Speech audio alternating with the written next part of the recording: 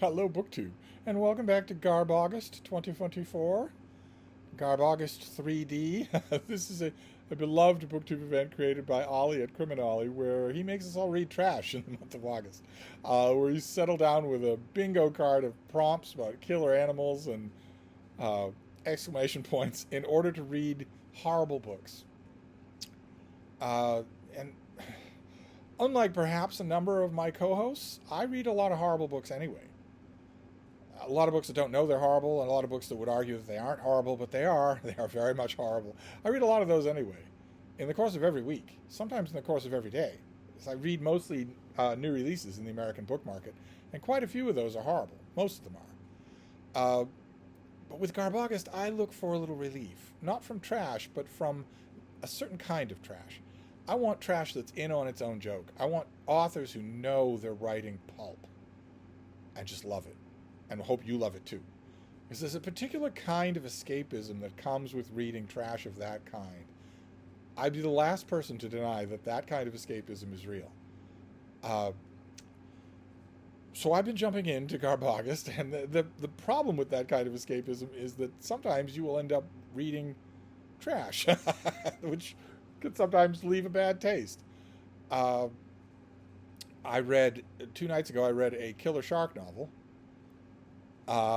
That was served up to me by the the Amazon algorithm, and just to be on the safe side, I thought maybe I would read another killer shark novel.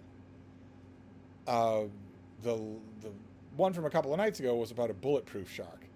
This is by Mark Denian, and it's about a whale shark. I'm not imputing Mark Denian's intelligence here, but there is an animal already on Earth called a whale shark. I've met them. I've seen them. They're huge. They're the world's biggest fish. They are gigantic, placid, plankton-feeding sharks. They don't have any teeth. Nevertheless, they can be a startlement when you encounter one. When you're, for instance, becalmed on a nice, beautiful day, you're not really thinking about doing anything for a while on a boat, let's say a 28-foot boat, and you're not really thinking about doing anything for a while. You're not thinking about going anywhere. You're just basically reading, enjoying the fact that there's nothing anywhere around you. No land for hundreds of miles in any direction. No ships. No nothing. Of course, you're not swimming.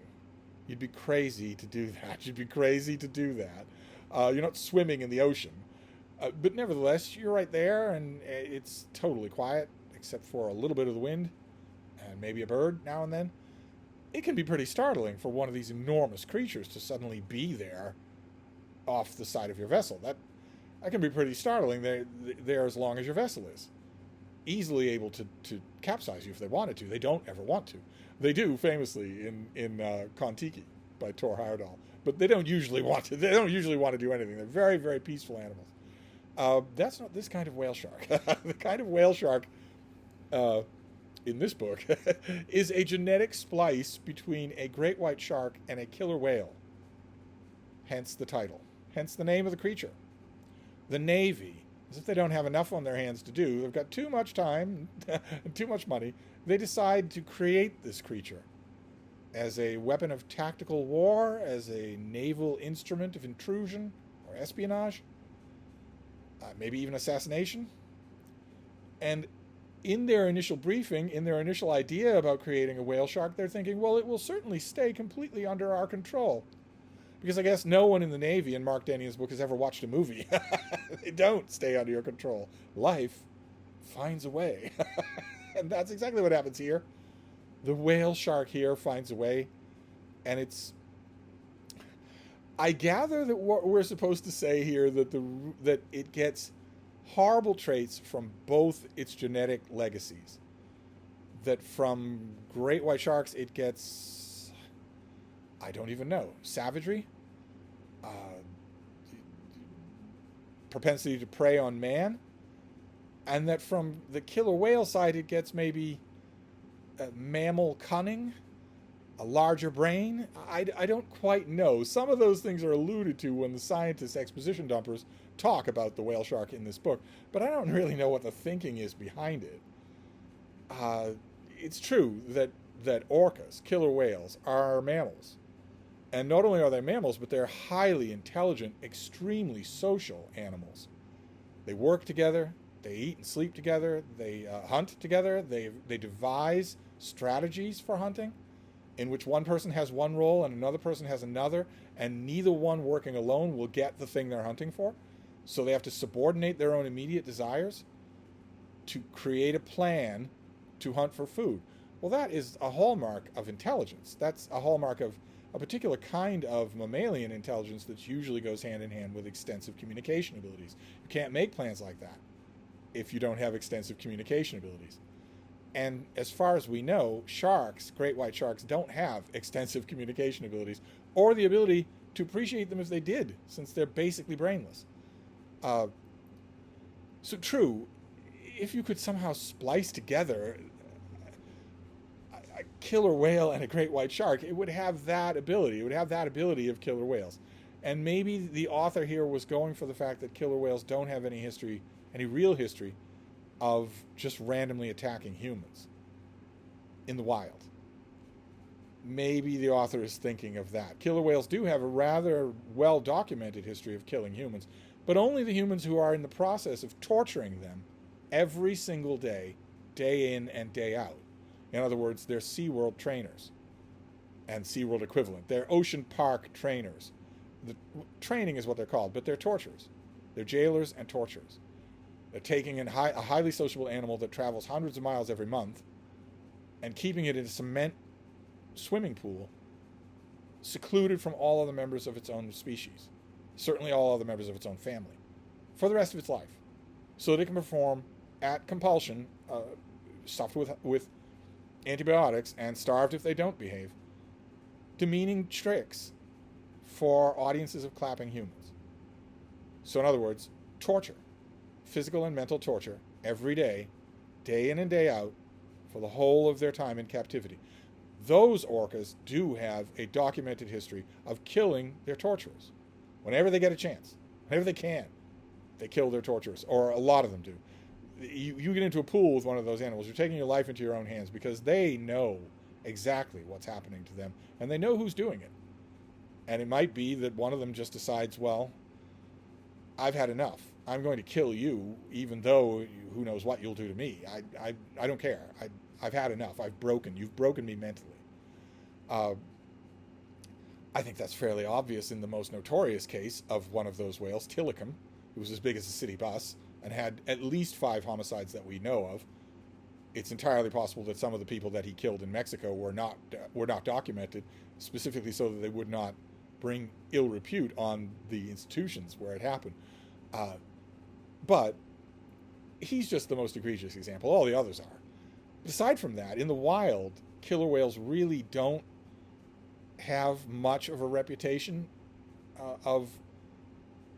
they will often surface 5 or 6 or even 10 of them at a time will surface all around a kayaker, for instance. They don't bother the kayaker. They could easily do that. They could easily just eat the thing. They don't do it. They don't show any aggression or even interest at all. They just move on. That actually happened to me. It's a pretty terrifying thing, but it's over in a minute. They're just gone. They have no interest in you at all. You might as well be a piece of seaweed. No interest in you at all. They just move on.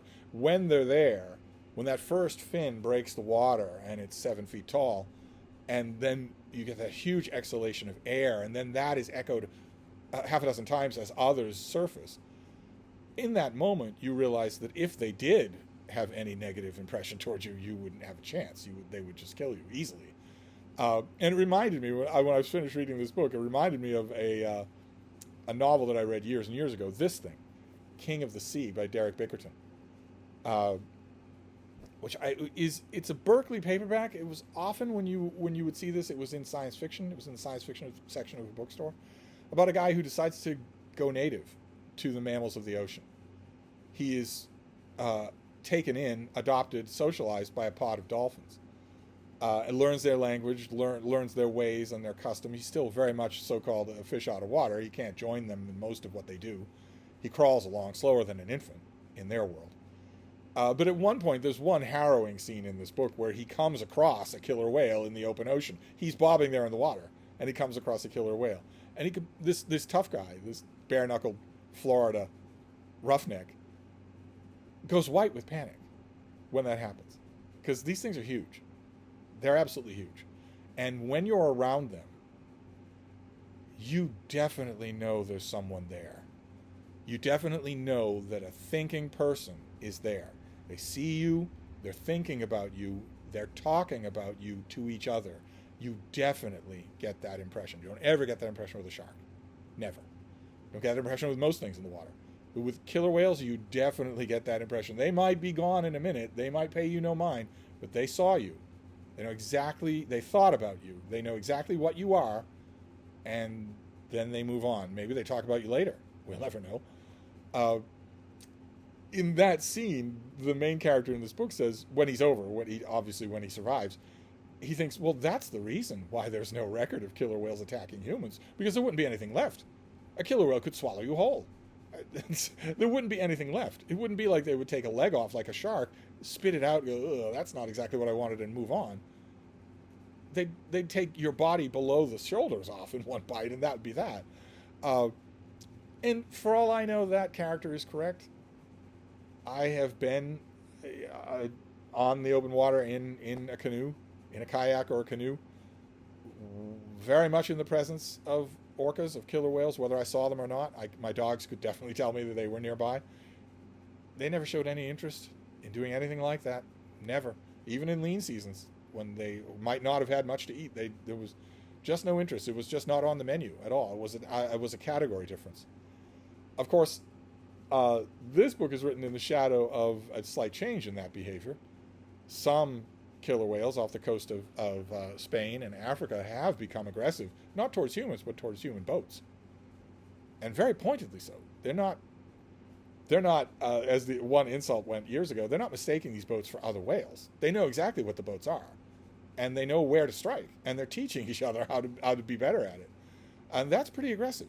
I don't think if you were on one of those family boats, vlogging your trip across the Atlantic Ocean, I don't think you'd want to be bathing in the ocean off the side of your boat when a pod of killer whales came up to your boat with that intent. I don't know that they wouldn't attack you.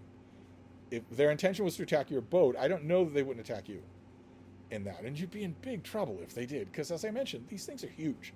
Absolutely huge. They dwarf a killer whale, a great white shark. As you may have seen, there is astonishing drone footage of a killer whale attacking a great white shark. It's over in 2 seconds. It's over faster than a great white shark attacking a human. it's over in 2 seconds. There's absolutely nothing. It's an annihilation run. The thing just annihilates the shark.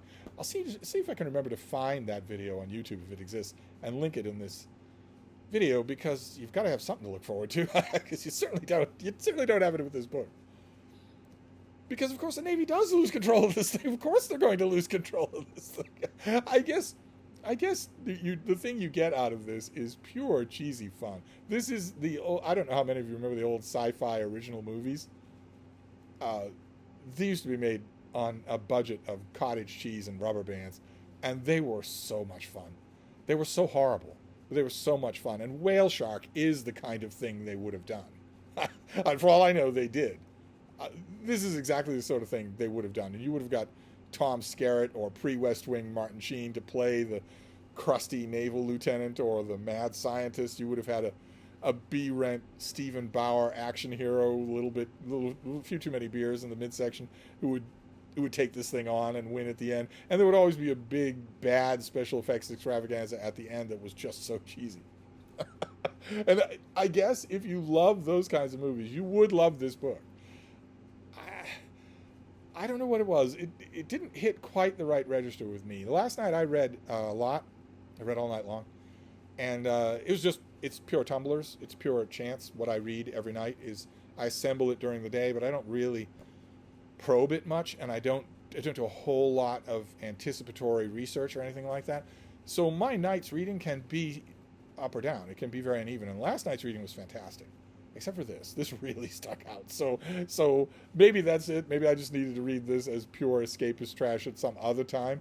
But instead, all I was thinking was, what on earth? Even and leaving aside the dumb characters, especially there's a main naval character who's particularly dumb, particularly poorly done. But leaving aside all of that, I was just thinking about the premise. What is the point here? What is the point here? Orcas are every bit, when they want to be, they're every bit as savage as killer sharks, as great white sharks, as that footage shows. When they want to kill a great white shark, it's over in 2 seconds. 1 second. They have all the qualities you want in a great white shark, except a record of attacking humans. So maybe that's what was going on here, but it seems to me that if you wanted to give a killer whale a record for attacking humans, you could just put it in SeaWorld for a year. You'll get the psycho animal that you want out of that. You definitely will. I mean, there was a movie, right? There was a Richard Harris movie, and a horrible book called Orca about a killer whale that goes on a killing spree against humans. I guess I know it's weird for me to say this, but I don't know why there was a great white shark in this.